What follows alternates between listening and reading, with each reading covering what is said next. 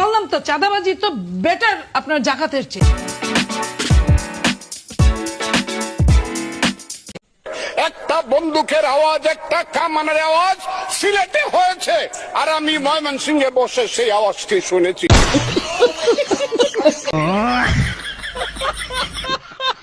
আল্লাহ রহমতের জান্নাত তাদের হাতে না, আল্লাহর রহমতের জান্নাত চলে আসে বিএনপির কাছে। তোর কপালে জুতার বাড়ি হারামি।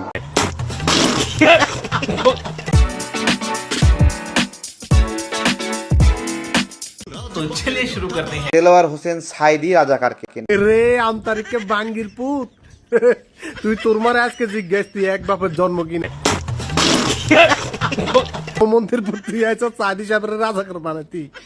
বললাম তো চাঁদাবাজি তো বেটার আপনার জাকাতের চেয়ে, ফেতরার চেয়ে, নীলার চেয়ে বেটার। পাট খেতে যাবি আমার লগে। যাকাত ফিতরার টাকার চাইতেও নাকি চাঁদাবাজির টাকা অনেক ভালো।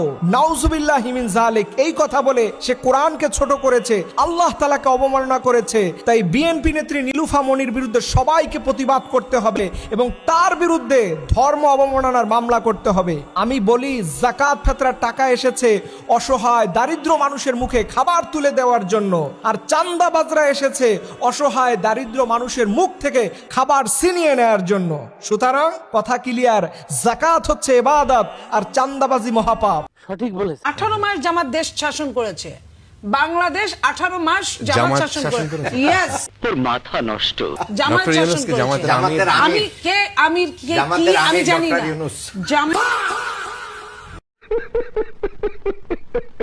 রাসূল কারো নেতা না, বলতেছে যে আমরা আল্লাহ আমাদের প্রভু, রাসূল আমাদের নেতা। আগের স্লোগান এখন আর দেয় না, এটা আমি বন্ধ করাইছি বক্তৃতা করিয়া। বোকাচোদা কয় কি? জুলাই জাতীয় সনদ 2025 স্বাক্ষরিত হয়েছে।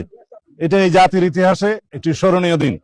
এই ঐতিহাসিক দিন আমাদের স্মরণীয় হয়ে থাকবে যতদিন বাংলাদেশের ইতিহাস থাকবে। আজকে শহীদের আত্মত্যাগ, রক্তদান, এই জাতির আকাঙ্ক্ষা, জনপ্রত্যাশা সবকিছু পূরণের শুরু হলো কেবল। এরা সংস্কারের বাহানায় যদি নির্বাচনটা না হতে দেয়, সেজন্য আমরা সবকিছুতে আপোষ করে জুলাই জাতীয় সনদও স্বাক্ষর করেছি। আমরা একত্রিত হয়েছি, সমঝোতা হয়েছে এবং নির্বাচনের স্বার্থে আমরা অনেক কথা বলি নাই। দেখতে পাচ্ছি যে উনি আসার পর কথা বলছেন কম এবং কার্ড দিচ্ছেন অনেক বেশি। তো আমরা বলবো এই কার্ড দেওয়া থেকে আপনি একটু থেমে যান। কার্ড দিয়ে তো আর এগুলো দেশ চালানো সম্ভব না।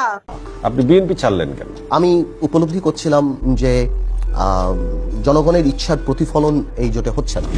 তো যখন হচ্ছে না তখন আই থট যে আমার মনে হয় এখন এর চেয়ে বেটার আমি আমার দলে কনসেন্ট্রেট করি এবং আমি কাজ করি। এই কারণে আমার জোট ছাড়া।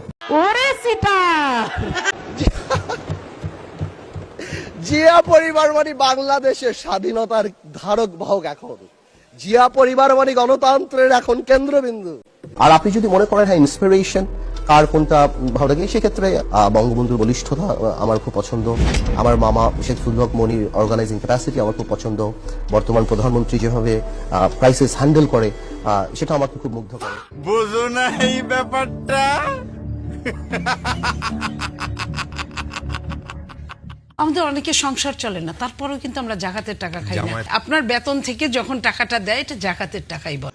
রুকো যারা, সবার করো। আপা অনেকগুলো কথা বলেছেন যে জামাতের লোকেরা জাকাত খায়, সাদাকা খায়। জামাতের লোকেরা তাদের হালাল আয়ের থেকে 5%, আমিও আমার আয়ের 5% আমি আমার পার্টিকে দিই।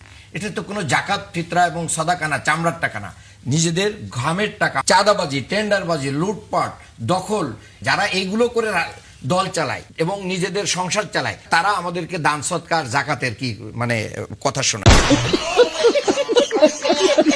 গয়েশ্বরচন্দ্ররা, ইকবাল হাসান মাহমুদ টুকু সহ অনেক প্রথিতযশা স্বনামধন্য মুক্তিযোদ্ধা আজকে সরকারি দলের বেঞ্চে উপস্থিত, যেটি বিরোধী দলের মধ্যে খুঁজে পাওয়ার কোনো সুযোগ নাই।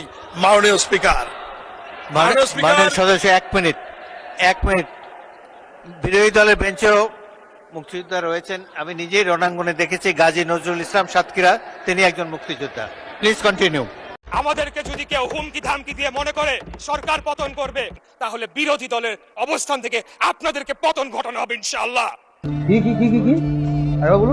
তাহলে বিরোধী দলের অবস্থান থেকে আপনাদেরকে পতন ঘটানো হবে ইনশাআল্লাহ। কয় কি আন্তর্জাতিক শ্রমিক দিবসে আমরা জানাই লাল গোলাপের শুভেচ্ছা। আমরা চাই সকল শ্রমিকের ন্যায্য অধিকার হোক, সকল শিক্ষকের ন্যায্য অধিকার হোক, সকল বাংলাদেশের আনাচে কানাচে যত শ্রমিক আছে তাদের ন্যায্য অধিকার সফল হোক। আমরা চাই নিজেদের নয়, আমরা চাই অধিকার অধিকার অধিকার। জয় বাংলা। ধন্যবাদ ধন্যবাদ। বাংলাদেশ জিন্দাবাদ। জাতীয়বাদী দল বিএনপি জিন্দাবাদ।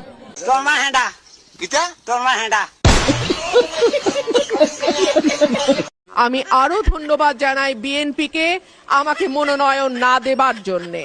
আমাকে মনোনয়ন না দেওয়ার কারণেই আমি বুঝতে পেরেছি বাংলাদেশের টেকনাফ থেকে তেঁতুলিয়া কত লক্ষ মানুষের ভালোবাসা, দোয়া, সহযোগিতা আমার পাশে ছিল।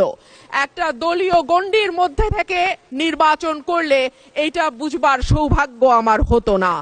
এই আন্দালিব রহমান হলো সিনিসরের ছেলে, এক গাদা এমপি আছে বিএনপির। আন্দালিব রহমান সাহেব ইংরেজিতে ভাষণ দেয় আর এই এমপিরা টেবিল চাপড়ায়। এখন আন্দালিব যে তার পক্ষে বলতেছে না বিপক্ষে বলতেছে এইটুক বুঝার ক্ষমতা এমপিদের নাই, সব কলম। বাংলাদেশ জাতীয় পার্টির বর্তমান চেয়ারম্যান জনাব আন্দালিব রহমান পার্থ সাহেব, উনি বর্তমান সংসদের একজন এমপি। প্রথম শপথ নিয়ে বলছে সংসদে যে এই সংসদের সবচেয়ে বড় সৌন্দর্য হলো এই সংসদে কোনো স্বৈরাচারের দোসর নাই। উনি ওই স্বৈরাচারের পরিবারের মেয়ে নিয়ে সংসার করতে চায় 30 বছর। সে নিজেই তো স্বৈরাচারের বড় দোসর। ওই পরিবারের জামাই না খালি, ওই পরিবারের আবার ভাগ্নে। উনি শেখ হেলালের জামাই, মেয়ের স্বামী। তো উনি যদি এসব কথা বলে মানুষ হাসে আসলে এসব কথা শুনে। কিন্তু তারপরে উনি আবার কয়েকদিন আগে বেশ একটা ঝড় তুলছে সংবিধান নিয়ে, খুব একেবারে গরম আলোচনা করছেন। এখন সংবিধান নিয়ে উনি যে বলে, সংবিধান অনুযায়ী দেশের প্রধানমন্ত্রী এখনো শেখ হাসিনা। সংবিধান অনুযায়ী দেশের জাতির জনক বঙ্গবন্ধু শেখ মুজিবুর রহমান, স্বাধীনতার ঘোষক। যে দলের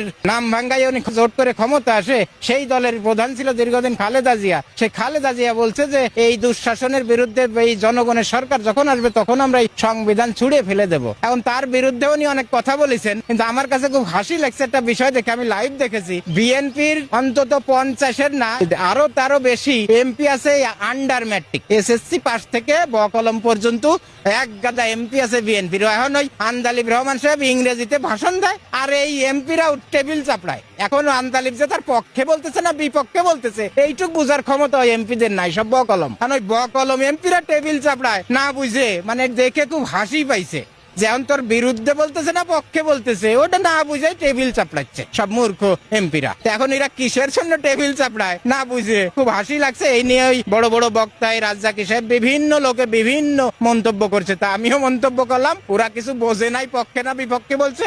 আসলে খালেদা জিয়ার বিপক্ষে গেছে কথাগুলো।